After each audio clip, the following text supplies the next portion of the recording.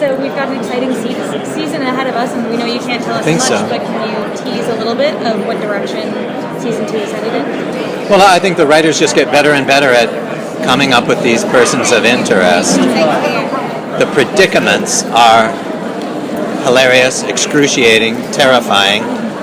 They're really getting good at that. And they're also developing character more and more, not just among the human players, but you've seen already how the machine is starting. I mean, all of season 1, the machine was just sort of a technological backdrop. It was like the background noise of the show. But now it's just shy of having a personality of its own at this point. Now that we've seen its infancy and its childhood, it's kind of cool when you think about it being raised kind of like a being. Is that something we're going to continue to see? Maybe will become a character further down the road? I think the machine can only get more important and independent. Which is dangerous. What did Ruth say? What'd she say? I don't want to steal the machine. I want to free it. Mm-hmm. And that's just a terrifying concept. What does she mean by that? Right. So when I lost complete track of thought there, so I'll switch gears.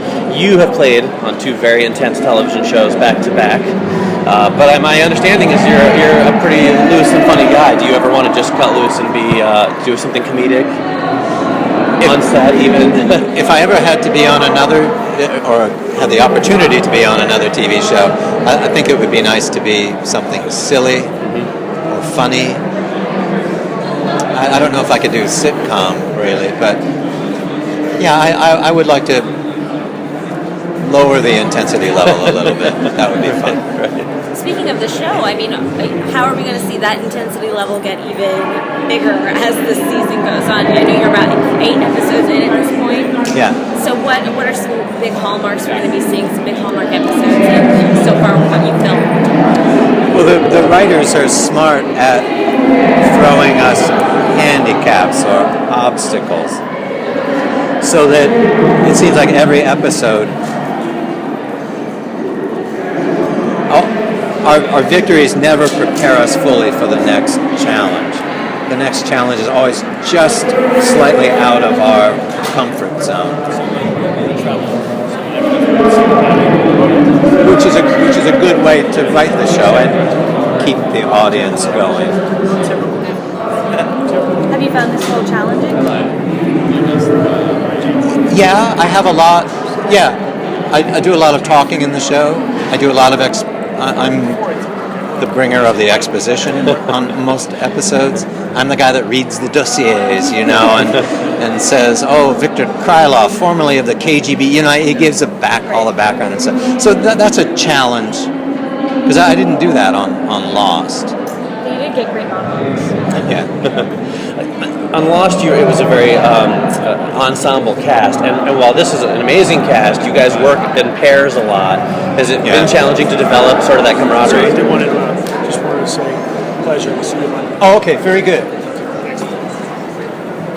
That's my boss. You were saying we work in pairs. Yeah, you tend to pair off a lot. Has it been challenging to develop a camaraderie on the set between the whole cast? What's challenging is I'm often acting alone. Right. Yesterday I did an entire day's work, 12 or 13 pages, all by myself. I'm in the library, I'm talking on phones and earbuds and there's screens, and it's my side of a dozen conversations, some of them highly technical. That's a challenge to be.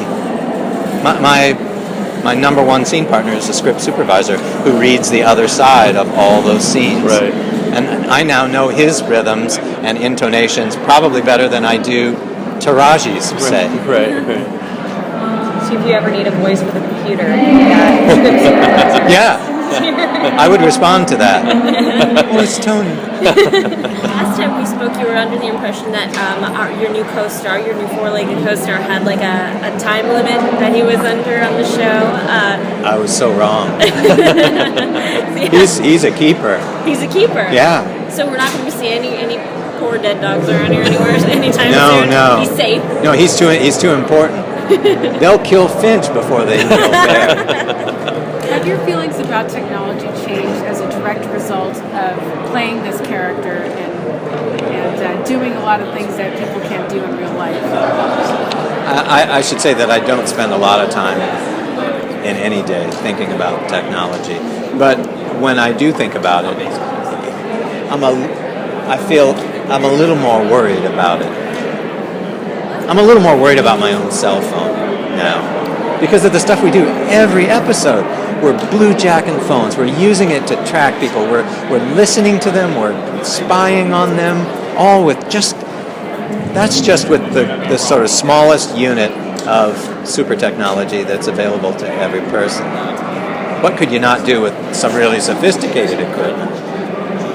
So that'll give you pause. Do you think this show is an It's intentional? gonna be the last one. So Do you think the show is an intentional critique of technology, or just took this element of the world that we live in and went from there in a science fiction show? I don't know if it's a critique. It's certainly Jonathan Nolan wants to tell a story. You need a set of problems.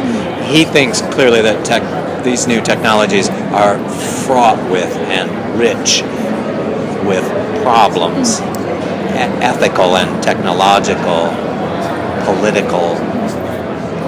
So, yeah, maybe there is a little bit of critique, or just a caution, just a note of caution. Think twice about what you're carrying around in your pocket, because here's what it could be used for. Thank you, folks. So much. thank you. Thank you. Thank you.